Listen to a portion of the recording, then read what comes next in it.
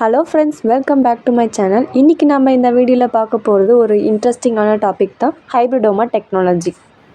வீடியோக்குள்ளே போகிறதுக்கு முன்னாடி நம்ம சேனலில் சப்ஸ்கிரைப் பண்ணாமல் பார்க்குறீங்களா? மறக்காமல் சப்ஸ்கிரைப் பண்ணிவிட்டு ஆல் அண்ட் ஐகானை கிளிக் பண்ணுங்கள். அப்போ தான் நான் போடுற வீடியோஸ் எல்லாம் உங்களுக்கு நோட்டிஃபிகேஷனாக வரும். இந்த வீடியோ உங்களுக்கு யூஸ்ஃபுல்லாக இருந்துச்சுன்னா மறக்காமல் லைக் பண்ணுங்கள், ஷேர் பண்ணுங்கள், கமெண்ட் பண்ணுங்கள். வாங்கங்க வீடியோக்குள்ளே போகலாம். Introduction. The well-established method to produce monoclonal antibodies is termed as hybridoma technology. இந்த hybridoma technology monoclonal antibodies வந்துட்டு ப்ரொடியூஸ் பண்ணுறது தான். An antibody specific for one antigen and is produced by a single B cell clone is called monoclonal antibody. ஒரு antibody இருந்துச்சுன்னா அதுக்கு ஸ்பெசிஃபிக்காக ஒரு antigen இருக்கும். அந்த ஆன்டிபாடியை ப்ரொடியூஸ் பண்ணுறது வந்து பி செல்லாக இருக்கும். அதுதான் மோனோக்ளோனல் ஆன்டிபாடி అని சொல்கிறோம். The production of monoclonal antibodies was devised in 1975 by Köhler and Cesar Milstein, for which they shared the Nobel Prize for Medicine and Physiology in 1984. The term hybridoma was coined by Leonard Herzenberg, and this quickly became one of immunology key technologies. இந்த hybridoma technology வந்து யார் coin பண்ணாங்கன்னா Leonard ஹெர்சன்பர்க். இம்யூனாலஜியில் இந்த hybridoma technology வந்து major ரோலாக பண்ணுதுங்க. இப்போ வந்து principal என்னென்னு பார்க்க போகிறோம். A normal activated antibody producing B cell is fused with a myeloma cells, a cancerous plasma cells, to generate a hybrid cell called hybridoma. இந்த நார்மல் ஆக்டிவேட்டட் ஆன்டிபாடி, இந்த antibody வந்து எதனால் ப்ரொடியூஸ் ஆச்சு? இந்த பி செல் வந்து ஆக்டிவேட்டட் ஆனதுனால இந்த antibody வந்து ப்ரொடியூஸ் ஆச்சு. இது ஒரு பக்கம். இன்னொரு பக்கம் வந்து கேன்சரஸ் பிளாஸ்மா செல், இது ரெண்டுமே ஃபியூஸ் ஆகிறது என்னன்னு சொல்லுவோம்னா ஹைப்ரிடோமான்னு சொல்லுவோம். இந்த பக்கம் வந்து ஒரு டயக்ராம் இருக்குது பாருங்கள். இந்த பக்கம் இது வந்து ஆன்டிபாடி ப்ரொடியூசிங் பிளாஸ்மா செல்ஸாக, இந்த பக்கம் கேன்சரஸ் பிளாஸ்மா செல்ஸ், ரெண்டுமே ஃபியூஸ் ஆகும். அது ஹைப்ரிடோமா. அந்த ஹைப்ரிடோமா செல்ஸ் வந்து மோனோக்ளோனல் ஆன்டிபாடிஸை ப்ரொடியூஸ் பண்ணும். This possess the immortal growth properties of myeloma and secrete antibody produced by the B cells. myeloma அன்றது ஒரு கேன்சர் செல்லு. அது வந்து இம்மார்டல் growth வந்து அன்கண்ட்ரோலாக கொடுத்துட்ருக்கோம். அது வந்து myeloma செல்ஸ், கேன்சரஸ் செல்ஸ்ன்னு சொல்லுவோம். இது வந்து பி செல் ப்ரொடியூஸ் பண்ண ஆன்டிபாடி வந்து அது வந்து மார்டல் growth, அது வந்து ஒரு குறிப்பிட்ட இதுதான் செல்ஸ் வந்து டிவைட் பண்ணும், அதாவது கண்ட்ரோலாக வந்து டிவைட் பண்ணும். ஃபஸ்ட்டு இன்ட்ரோடக்ஷன் பார்த்தோம், பிரின்சிபல் பார்த்தோம். இப்போ வந்து ஸ்டெப்ஸ் வந்து என்னென்ன இன்வால்வ் ஆகிருக்குன்னு பார்க்கலாம். ஃபஸ்ட் வந்து இம்யூனைசேஷன், செகண்ட் ஒன் வந்து செல் ஃபியூஷன், தேர்ட் ஒன் வந்து selection of hybridomas, fourth one வந்து screening the products, fifth one cloning and propagation, sixth one characterisation and storage. இதெல்லாம் தாங்க இப்போ வந்து டீட்டெயில்டாக எக்ஸ்பிளைன் பண்ணுறாங்க. வீடியோ வந்து ஸ்கிப் பண்ணாமல் பாருங்கள், அப்போ தான் உங்களுக்கு ஸ்டெப் பை ஸ்டெப்பாக புரியும். முதல்ல ஃபஸ்ட் ஸ்டெப் வந்து இம்யூனைசேஷன் ஆனால் என்னன்னு பார்க்க போகிறோம். The very first step in hybridoma technology is to be immunise an animal, usually mouse, with appropriate antigen. First step என்னன்னா, ஒரு அனிமல், அதாவது நம்ம எப்பவுமே மவுஸை தாங்க சூஸ் பண்ணுவோம். ஏன்னா வந்து மவுஸோடைய சீக்வன்ஸும் ஹியூமனோடைய சீக்வன்ஸும் வந்துட்டு 90% வந்து மேட்ச் ஆகிறதுனால மவுஸை வந்து சூஸ் பண்ணுவாங்க with appropriate antigen. The antigen along with the adjuvant like complete or incomplete adjuvants is injected subcutaneously. இப்போ ஒரு ஆன்டிஜனை வந்து இன்ஜெக்ட் பண்ணுறோம், அது கூட adjuvants வந்துட்டு இன்ஜெக்ட் பண்ணுறாங்க. The injection at multiple sites are repeated several times, which is enable increased stimulation of B cells. நம்ம inject பண்ணுறது வந்துட்டு ரிப்பீட்டடாக பண்ணுவோம், அதுக்கப்புறம் மல்டிபிள் சைட்ஸில் வந்துட்டு பண்ணுவோம். The spleen is aseptically removed and disrupted by mechanical or enzymatic method to release the cells. ஸ்ப்ளீனை வந்து first remove பண்ணிடுறோம், அதுக்கப்புறம் அதை டிஸ்டர்ப் பண்ணுறோம், மெக்கானிக்கலாகவும் என்சமெட்டிக்காகவும் அது வந்து டிஸ்டர்ப் பண்ணுறோம். எதுக்குன்னா release the cells. The lymphocytes of the spleens are separated from the rest of the cells by density gradient centrifugation. ஸ்ப்ளீன்லேருந்து நம்ம லிம்போசைட்ஸை வந்துட்டு செப்பரேட் பண்ணணும். அது எப்படி? By the process of centrifugation. சென்ட்ரிஃபிகேஷனுடைய வேலை என்ன?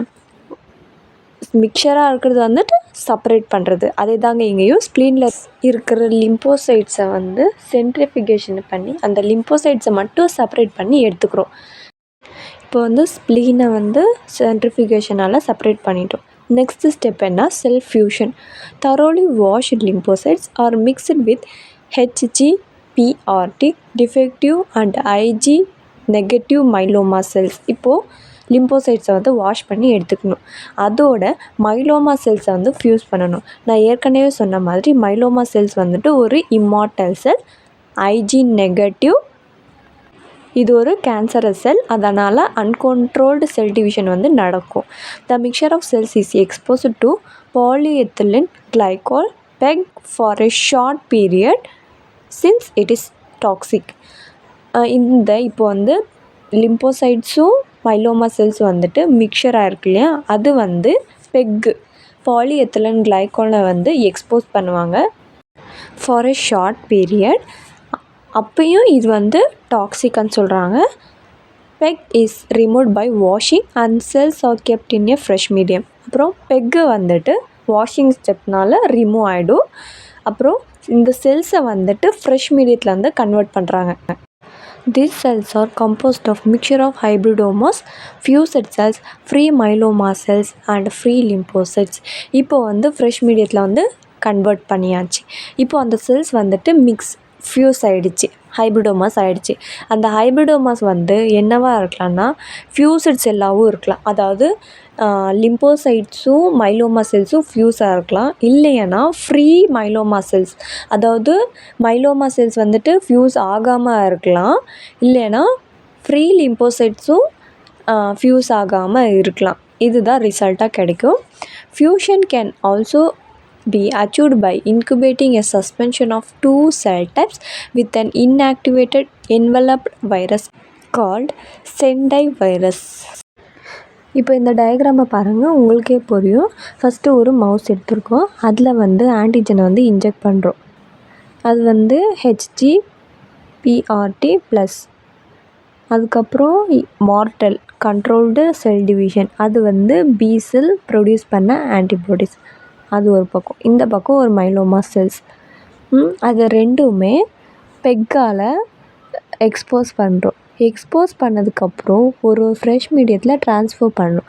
ட்ரான்ஸ்ஃபர் பண்ணதுக்கப்புறம் அது வந்து ஃபியூஸாக இருக்குது. ஃபஸ்ட்டு பாருங்கள், ஹெட்டிரோகாரியன்ஸ், அது வந்து லிம்போசைட்ஸும் மைலோமா செல்ஸும் ஃபியூஸ் ஆனது.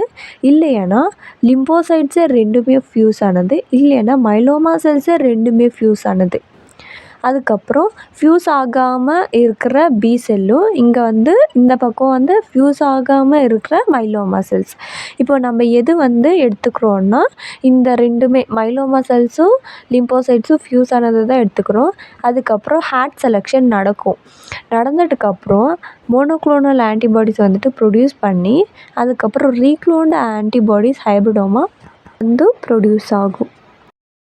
இப்போ வந்து தேர்டு ஸ்டெப் பார்க்க போகிறோம், selection of hybridomas. Selection of hybridomas எப்படி பண்ணுவாங்கன்னா, ஆஃப்டர் வந்து ஃபியூஷன் ஆகும்போது the cells are culture in the HAT medium, hypoxanthine, aminopterin and thymidine. Only the hybridoma cells grow while rest will slowly disappear. அது fuse ஆகிட்டுக்கப்புறம் HAT மீடியத்தில் வந்து இந்த fuse ஆன செல்ஸ் வந்து கல்ச்சர் பண்ணுவாங்க. Had medium is nothing but hypoxanthine, aminopterin and thymidine தான். இந்த ஹேட் மீடியத்தில் ஃபியூஸ் ஆன செல்ஸ் மட்டும்தான் க்ரோவாக இருக்கும். another rest of the cells வந்துட்டு டிஸப்பியர் ஆகும். this happens in 7 to 10 days of culture where most of wells contain dead cells but a few wells contain small cluster of viable cells. இந்த step வந்து இந்த disappear ஆகும் இல்லையா, ரெஸ்டான cells வந்து disappear ஆகும் இல்லையா, அது வந்து 7 to 10 days வந்து நடந்துடும். அதுக்கப்புறம் wells containing dead cells but few wells containing small cluster of viable cells வந்துட்டு இருக்கும். Hat selection depends on the fact that mammalian cells can synthesize nucleotides by two different pathways, de novo and salvage pathways. Hat செலெக்ஷனில் வந்து 2 pathways இருக்குது. ஒன்று வந்து de novo pathway and salvage pathway. De novo pathway in which methyl or formal group is transferred from an activated form of tetrahydrofolate is blocked by aminopterin, a folic acid analog. De novo பாத்வேல வந்து synthesis of DNA RNA வந்துட்டு நடக்காது. ஏன்னா இந்த de novo பாத்வேல வந்து அமினோப்டரின் ப்ரெசண்ட்டாக இருக்கிறதுனால அந்த பாத்வேவே black பண்ணிடும். when the de novo pathway is blocked, cells utilize the salvage pathway which bypasses the aminopterin block by the converting purines and pyrimidines directly into nucleotides for the synthesis of DNA and RNA. de novo pathwayல வந்து cells வந்து என்ட்ராச்சுன்னா அந்த cells வந்துட்டு dead ஆகிடும். ஏன்னா அம்னாப்டரன் வந்து present ஆகிருக்கிறதுனால. Salvage பாத்வேல வந்து synthesis of DNA and RNA வந்துட்டு நடக்கும். The enzymes catalyzing the salvage pathway include hypoxanthine guanine phosphoribosyl transferase, அதுதான் HGPRT, அண்ட் தைமிடின் கைனேஸ். இந்த ரெண்டுமே HGPRT1 TK கைனேஸ்னால தான் இந்த சால்வேஜ் பாத்வேல வந்து டிஎன்ஏ அண்ட் ஆர்என்ஏ சிந்தசிஸ் வந்துட்டு நடக்கும். இந்த இமேஜ் பாருங்கள், உங்களுக்கு தெளிவாக புரியும். இங்கே வந்து டினோவோ பாத்வே இருக்குது, இந்த பக்கம் சால்வேஜ் பாத்வே இருக்குது. இதில் பாஸ்போரிபோசோல் பைரோபாஸ்பேட் வந்து இருக்குது, ப்ளஸ் யூரிடிலேட் வந்து ப்ரெசண்ட்டாக இருக்கும். அப்போது ப்ராசஸ் வந்து நடந்துகிட்டு இருக்கும்போது ஒரு பிளாக் மாதிரி இருக்கும். அந்த பிளாக் வந்து எதனால் நடக்கும்னா அமினோப்டரின் வந்து ப்ரெசண்ட்டாக இருக்கிறதுனால இந்த நியூக்ளியோடைட் வந்து சிந்தசிஸ் பண்ணாது. எதில்? டினோவோ பாத்வேல. சால்வேஜ் பாத்வேல வந்து தைமிடின் வந்து தைமிடோன்னும் அதுக்கப்புறம் HGPRT வந்துட்டு ஹைப்போசாந்தின், அது ரெண்டுமே நியூக்ளியோடைடு வந்துட்டு சிந்தசிஸ் பண்ணும். ஏன்னா இங்கே வந்து எந்த பிளாக்கும் நடக்கலை. இப்போ வந்து இந்த பாத்வேல எது சக்ஸஸ்ஃபுல் பாத்வேனா சால்வேஜ் பாத்வே தான். ஏன்னா சால்வேஜ் பாத்வேல வந்து செல்ஸ் என்ட்ராச்சுன்னா synthesis of DNA and RNA வந்துட்டு நடக்கும். டினோவோ பாத்வேல வந்துட்டு செல்ஸ் வந்து என்ட்ராச்சுன்னா no synthesis of DNA and RNA.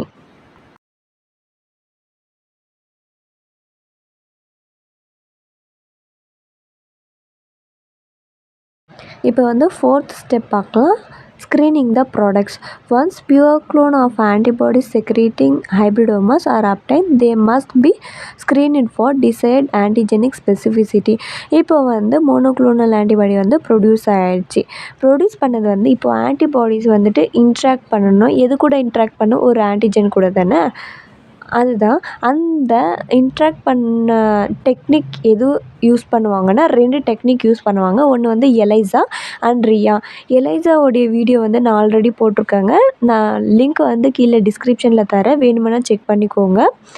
அதுக்கப்புறம் in both the assays the antibody binds to the specific antigen, usually coated to plastic plates, and unbounded antibodies and other component of the medium can be washed out. இப்போ வந்து ஒரு well இருக்குது, அதில் வந்து antibody வந்துட்டு இம்மொபிலைஸ் பண்ணுறோம். அதுக்கப்புறம் வந்து ஆன்டிஜனை வந்து ஆட் பண்ணுறோம். அது வந்து ரெண்டுமே இன்ட்ராக்ட் பண்ணும். இப்போது அன்பைண்டடாக இருக்கிற ஆன்டிஜனும் ஆன்டிபாடி வந்துட்டு ரிமூவ் ஆகிடும் by the washing process. Thus the hybridoma cells producing the desired antibody can be identified by the screening. இது வந்து இப்போ வந்து ரெண்டுமே இன்ட்ராக்ட் பண்ணும்போது ஒரு கலர் ப்ராடக்டாக வரும். அப்போது நம்மளுக்கு தெரிஞ்சுக்கலாம் ஹைப்ரிடோமா செல்ஸ் வந்துட்டு ப்ரெசண்ட்டாக இருக்குன்ட்டு. இப்போ வந்து ஃபிஃப்த் ஸ்டெப் பார்க்கலாம். cloning and propagation. The single hybrid cells producing the desired antibody are isolated and cloned. இதில் வந்து 2 டெக்னிக்ஸ் இருக்குங்க. ஃபர்ஸ்ட் ஒன் வந்துட்டு limiting dilution method, second one வந்துட்டு சாஃப்ட் அகாவ் மெத்தட். இது ரெண்டுமே யூஸ் பண்ணி தான் இந்த க்ளோனிங் வந்துட்டு நடக்கும். இப்போ வந்து 6th ஸ்டெப் பார்க்கலாம். Characterisation and storage. The monoclonal antibodies is subjected to the biochemical and biophysical characterization for the desired specificity. அதுக்கப்புறம் it is also characterized for the immunoglobulin class or subclass, the epitope for which it is specific and the number of binding sites it possesses. Since the stability of the cell lines and monoclonal antibodies are important, they are characterized for the ability to withstand freezing and thawing. The desired cells are frozen in the liquid nitrogen at several stages of cloning and culture. Overall hybridoma technology இந்த டயக்ராம்லேயே இருக்குது பாருங்கள். First வந்து இம்யூனைசேஷனில் என்ன, ஒரு ஆன்டிஜனை வந்துட்டு ஒரு மைஸுக்கு வந்துட்டு இன்ஜெக்ட் பண்ணுறாங்க. அதுக்கப்புறம் அதுலேருந்து ஒரு பி செல் எடுத்துகிட்டு அதுக்கப்புறம் ஃப்யூஸ் பண்ணுறாங்க. ஹைப்ரிடோமா செல்ஸ் வந்துட்டு செலக்ட் பண்ணுறாங்க. அதுக்கப்புறம் ஹைப்ரிடோமா ஃப்யூஸ் ஆனதுக்கப்புறம் ஹேட் மீடியத்தில் வந்து செலக்ட் பண்ணுறாங்க. ஹைப்ரிடோமா செல்ஸ் மட்டும் தான் ஹேட் மீடியத்தில் வந்து இருக்கும். அதுக்கப்புறம் ஸ்க்ரீனிங் பண்ணுறாங்க, எக்ஸ்பேன்ஷன், லாஸ்ட் ஸ்டெப்பில் வந்து மோனோக்ளோனல் ஆன்டிபாடிஸ் வந்து ப்ரொடியூஸ் பண்ணும். இந்த வீடியோ உங்களுக்கு யூஸ்ஃபுல்லாக இருக்கும்னு நான் நம்புகிறேன் friends. Thank you so much for வாட்சிங்.